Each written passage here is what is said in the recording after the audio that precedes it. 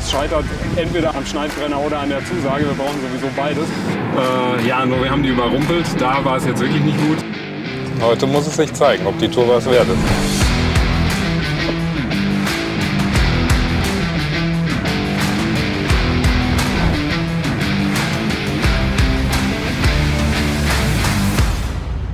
Ich werde jetzt freundlich auf Polnisch ansprechen und hoffen, dass Sie trotzdem Englisch können. Wir gucken.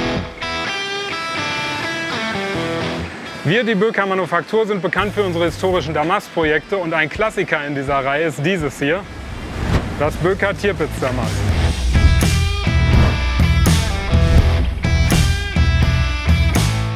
Eine besondere Herausforderung bei dieser Art von Projekten ist das Auffinden und das Beschaffen des sehr seltenen Originalmaterials.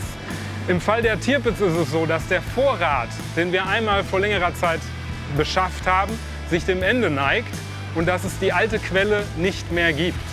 Unseren Informationen zufolge soll es hier oben in einem Fjord im nördlichsten Teil Norwegens noch ein kleines Privatmuseum geben, in dem noch eine Stahlplatte der Tirpitz-Panzerung existiert. Wir müssen weit in den Norden, 344 Kilometer vom nördlichen Polarkreis entfernt. Wir werden um diese Jahreszeit nachts kein Licht brauchen. Um dahin zu kommen, brauchen wir 3 Flüge von Düsseldorf nach Kopenhagen, von Kopenhagen nach Trondheim, was wir jetzt machen, und von Trondheim nach Tromsø. Dann müssen wir noch 370 Kilometer mit dem Wagen fahren. Wenn wir ankommen und alles nach Plan läuft, dann kriegen wir unseren Mietwagen vielleicht um 19 Uhr. Was wir dann machen, hängt davon ab, wie viel und wie gut wir auf den Flügen schlafen können. Ob wir abends die Strecke noch fahren, ich habe keine Ahnung, wie schnell das geht. Da gab es viele Fragezeichen vorher und das wird auf jeden Fall ein echtes Abenteuer. So, es sieht doch ganz nett aus.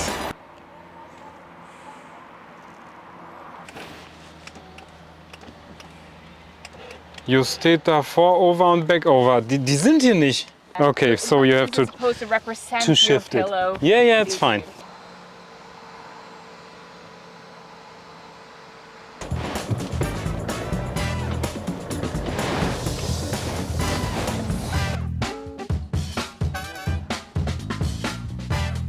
Ja, 3 Flüge haben wir gebraucht. Wir sind jetzt hier angekommen in Tromsø. Wunderschönes Städtchen in Norwegen, im hohen Norden muss man sagen wirklich. Jetzt ist es so, dass wir die Aufgabe haben, Tirpitz-Stahl zu besorgen, um weiterhin unsere Tirpitz-Messer fertigen zu können.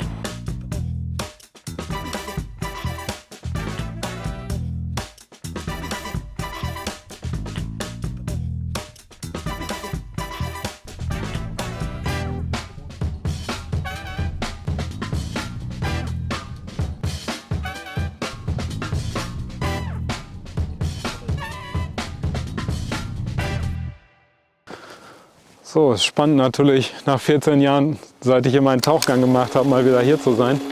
Wir waren, glaube ich, auf 4,5 Meter. Also das Wrack lag in Summe, als es noch bestand, zwischen 2 und 18 Metern. Es waren noch ein paar Rettungsboote da, die lagen auf dem Kopf. Es war ein bisschen Schrott aus den Zwischendecks, denke ich, irgendwas, irgendwie so Rohre und sowas. Man mag es glauben oder nicht, es war echt seltsam. Es war noch viel Stiefel, die eben auf dem Boden lagen. Wie diese Knobelbecher, diese Schaftstiefel, die anscheinend im Salzwasser dann nicht verrottet sind. Das war schon ein interessanter Tauchgang. Bin gespannt, was sich verändert hat. Scheint nicht das meiste zu sein. Früher gab es auf jeden Fall noch den Kai, auf dem die Kräne standen, mit dem die Tirpitz dann abgebaut wurde. Ein Teil steht noch. 2008 war er noch komplett über Wasser. Wir sind jetzt auf der Insel Hakøya bei Tromsø, vor der die Tirpitz 1944 von der Royal Air Force versenkt wurde. Man hatte hier die ganz besondere Situation, dass ein Kriegsschiff, das versenkt wurde, im ganz seichten Wasser lag und praktisch, wenn man alte Fotos sieht aus den 40er Jahren, wie ein Wal auf der Seite im Wasser liegt. Das hatte folgenden Hintergrund. Die meisten Versuche, sie zu versenken, waren nicht erfolgreich, bis auf den vorletzten im Kjærfjord, ungefähr 370 Kilometer von hier. Dabei wurde die Tirpitz so schwer beschädigt, dass sie praktisch seeuntüchtig war. Sie konnte gerade noch mit 10 Knoten hier zu diesem Ort fahren. Sie wurde dann von 32 Lancaster-Bombern angegriffen und insgesamt wurden 29 Tallboy-Bomben abgeworfen. Das waren Bomben von 5,4 Tonnen Gewicht.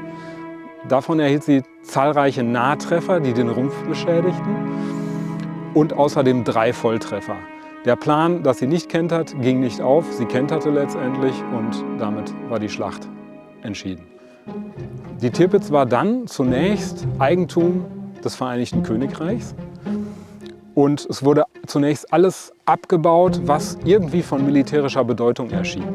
Danach wurde sie verkauft an ein norwegisches Abwrackunternehmen. Dieses Unternehmen hatte diesen Kai gebaut, auf dem dann die Kräne standen, um sie entsprechend abzubauen. Der Stahl war kostbarer Rohstoff nach dem Zweiten Weltkrieg, wurde in allen möglichen Bereichen verwendet und dringend benötigt, sodass praktisch nichts mehr davon da ist, mit Ausnahme von ganz wenigen Stellen auf der Welt. Und eine davon ist eben das Tirpitz-Museum in Käfjord. Und da werden wir unser Glück versuchen, um noch Stahl zu bekommen. Jetzt ist es 23:18 Uhr, hier ist es immer noch hell, Mitternachtssonne. Aber wir versuchen jetzt mal ein bisschen Schlaf zu kriegen, weil es ein langer Tag war. Und morgen geht es entsprechend weiter.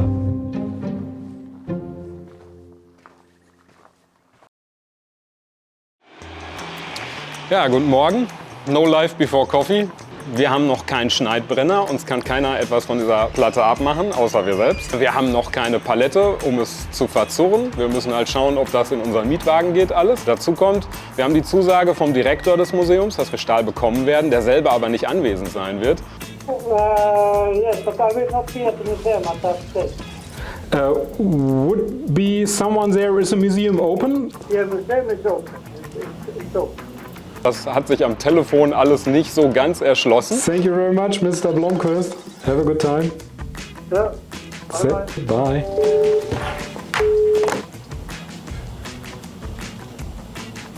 Und? Eine Brücke auf dieser Strecke war bis vor kurzer Zeit noch zerstört. Das wird alles eine sehr spannende Geschichte. Wir haben dazu nur 75 Stunden, bis unser Flug wieder zurückgeht.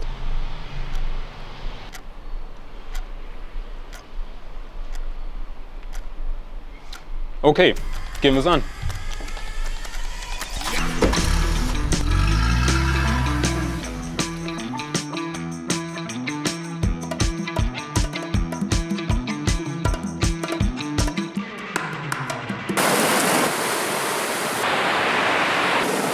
So, wir nähern uns jetzt einem Punkt der Reise, den ich mit ziemlicher Nervosität erwartet habe. Denn hier sollte die A6 über den kleinen Fluss Badderen führen. Sollte. Noch Ende letzten Monats ist die zerstört worden durch eine Flut an Schmelzwasser.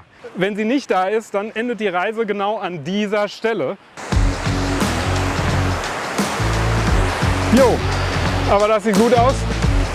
Und den Schaden kann man noch ziemlich deutlich sehen.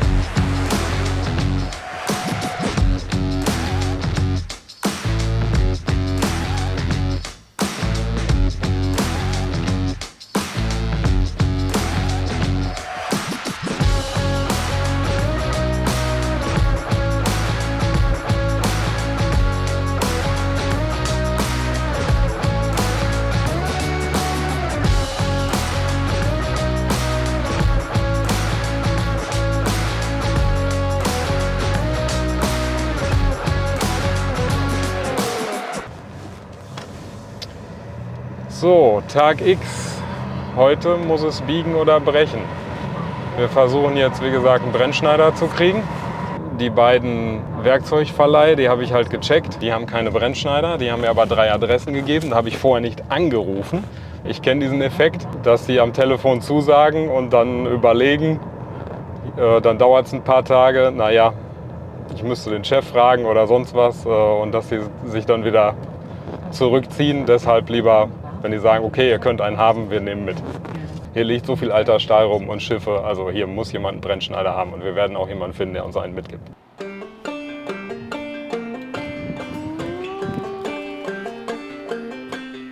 Kein Brennschneider.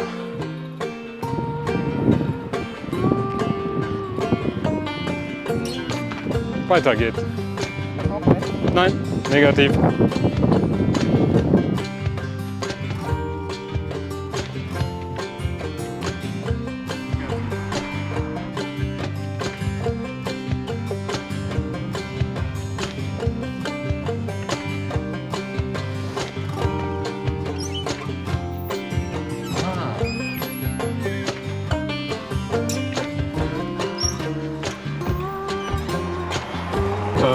nur wir haben die überrumpelt. Da war es jetzt wirklich nicht gut. Da hätte ich wirklich vorher mal anrufen müssen. Das sind dann leider die Sachen, die man immer erst vor Ort erfährt. Und dafür haben wir halt einen ziemlich schlanken Zeitplan. Das ist ein bisschen bedauerlich. Und Sie kennt jetzt auch den... Nicht optimal. Sie kennt den Blomqvist? Ja, sie kennt den Blomqvist. Even Blomqvist, also das ist der das Museum betreibt. Also von denen kriegen wir keinen Schneidbrenner Nein, jetzt? kein Schneidbrenner. Sie hat gesagt, wir machen jetzt alles mit Plasmaschneider. Das ist nicht unplausibel. Das ist eigentlich so. Die Sache ist, mit Plasmaschneider habe ich keine Ausbildung.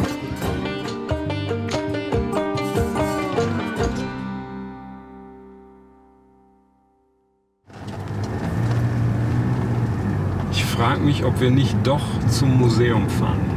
Ob das nicht doch besser und ehrlicher ist.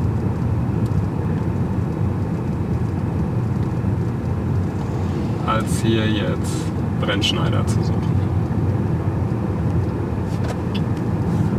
Wir brauchen echt Leute, die uns helfen. Wir fahren jetzt zum Museum.